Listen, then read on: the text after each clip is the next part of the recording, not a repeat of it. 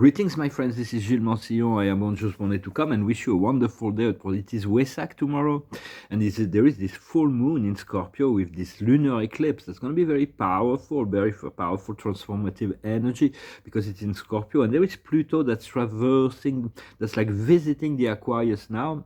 He will go back for the summer. He will go back into Capricorn and then enter for this final entry in January of next year. But for now, allow Pluto to transform you without effort. The more you let go, the more Pluto, those forces of transformation and change will be able to bring about the new energies.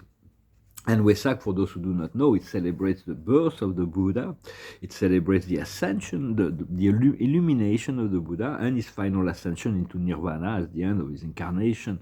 And the Christ is also very present. Every year there is those presents that are allowed to be increased within the world as consciousness to evaluate the progress of humanity. And we're making great progress.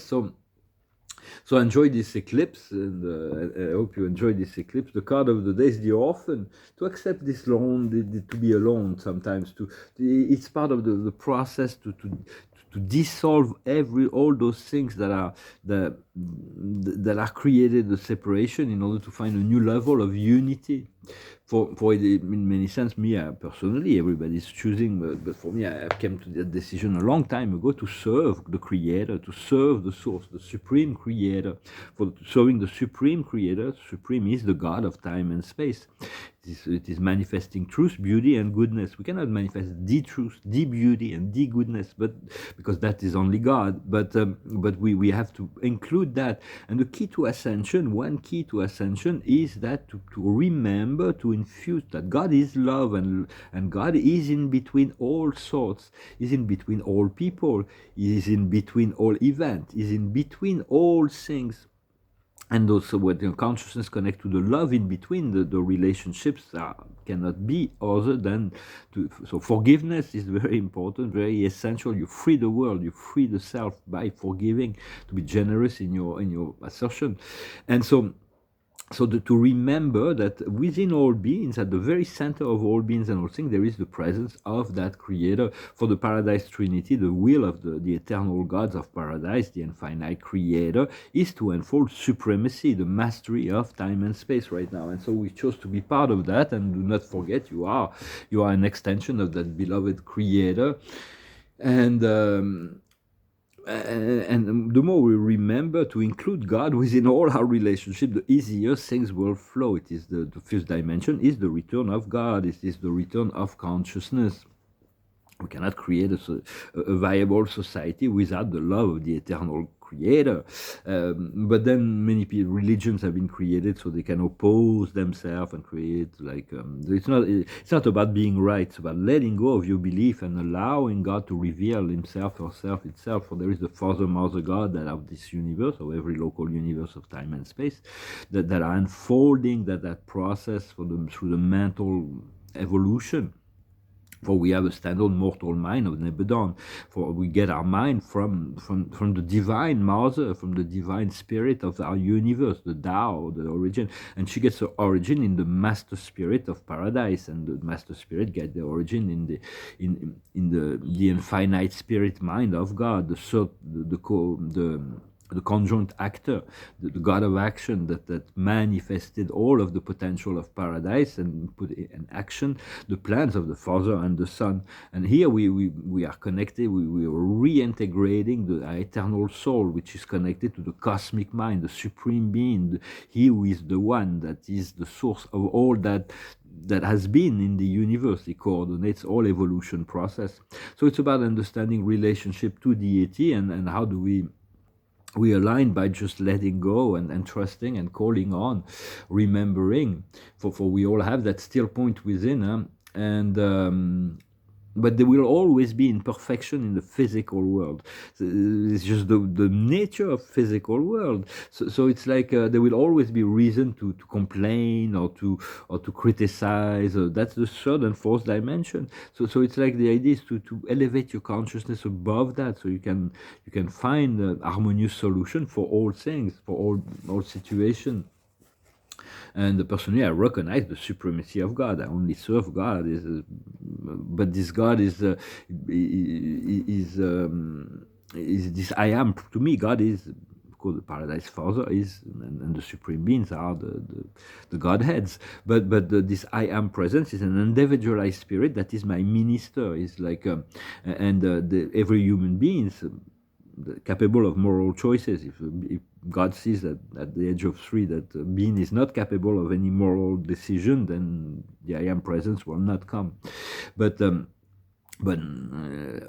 practically all human beings have this I am presence, which is an individualized fragment, a pre-personal spirit of the universal Father that is, but in truth, those spirits I cannot conceive that they are always one. And I wanted to thank the collective I am presence for all their education, for I can see and know that they are one. They can never be separated from one another. It is just on a soul level, every soul is running its program, and the individual ego consciousness, we are going through the process that life is imposing upon us in some sense, because there is a new ego ascension. The ego is ascending. The ego is letting go of the fear and limitation in order to allow the identity of individualized consciousness to be recognized as a soul and spirit.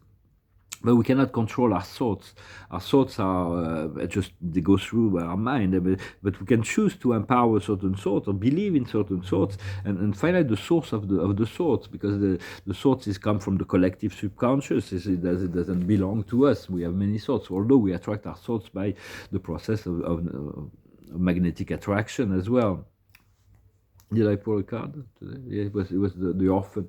So just stay at peace. Stay at peace, and but so we cannot control ourselves, but we can have a decision in relationship to how do we position ourselves in relationship to any thoughts. Like angles are points of view are angles, and when we don't have a point of view, your thoughts are circular. But do we want to calm down our mind so that we can move into the state of total receptivity of that eventual recognition of the Godhead. But so our soul is really for this I am presence is connected to supremacy, ultimacy, and absoluteness. But it is not really what is being it's unfolding as needed in some sense. The revelation of the spirit mind of God. For the supreme mind, the mind of the cosmos, is really the unificator, is a coordinator. It doesn't really impose anything, for it is the Father, Mother, God that are running their program, and those cosmic mothers have 7 adjudant mind spirit. There are circuits in the universe. The mother always remain at the center of our universe. We don't even know if they will ever return to paradise, to their source, but the level of paradisical level of reality will increase as the universe grows towards light and light. And so those circuits are like 7 circuits that are being activated, and we use most of them. They're like universal. That's like the spirit is aware everywhere because of those circuits of energy. The first one is intuition.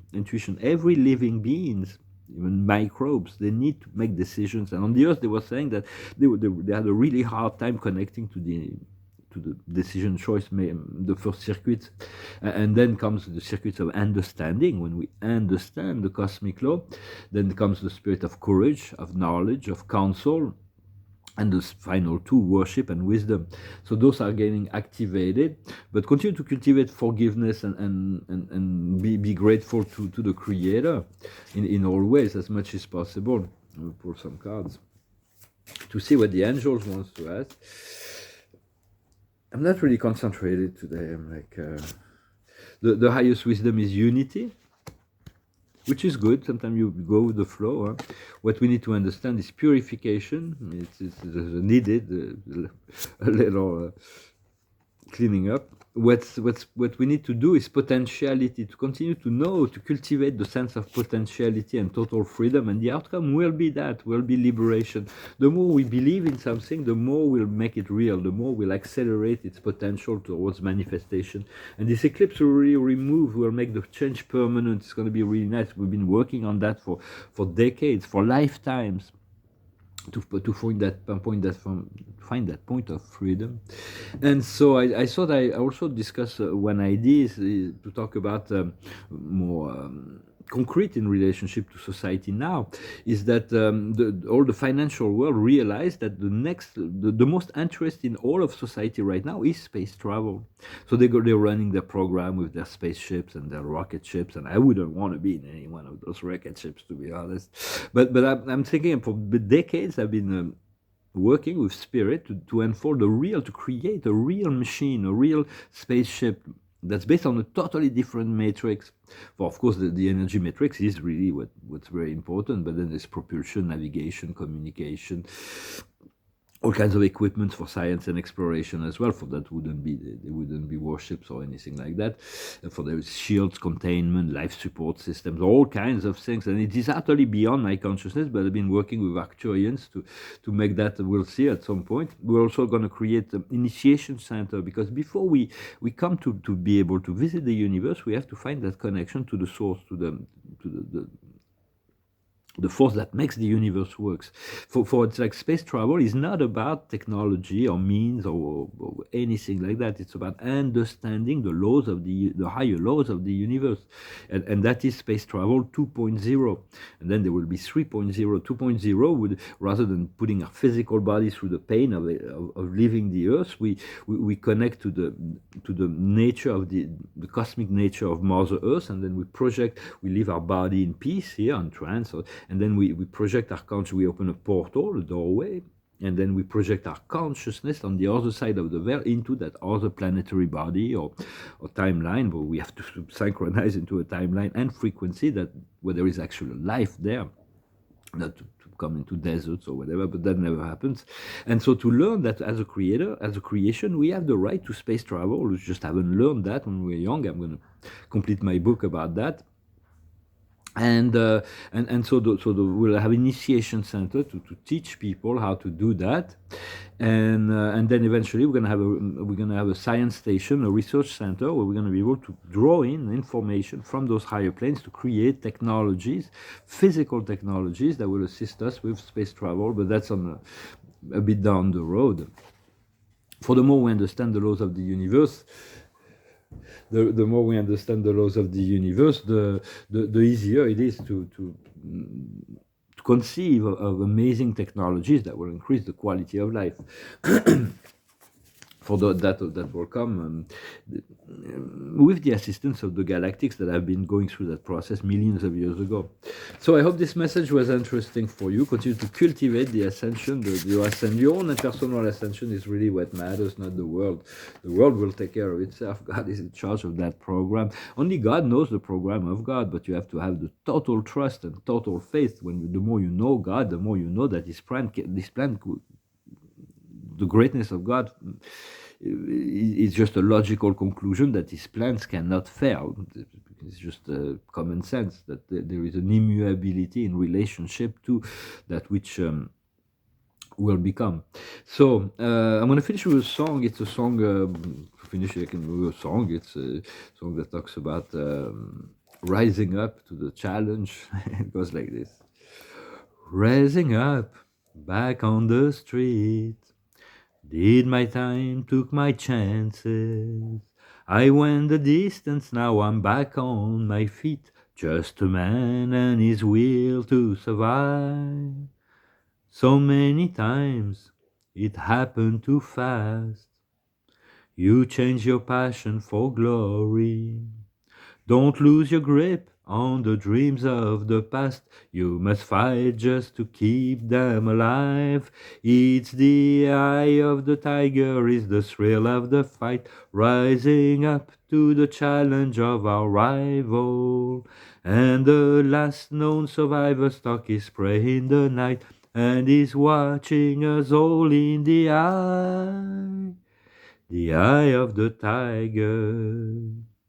Face to face, out in the heat, hanging tough, staying hungry. They stack the odds, still we take to the street, with the kill for the skill to survive. It's the eye of the tiger, is the thrill of the fight, rising up to the challenge of our rival.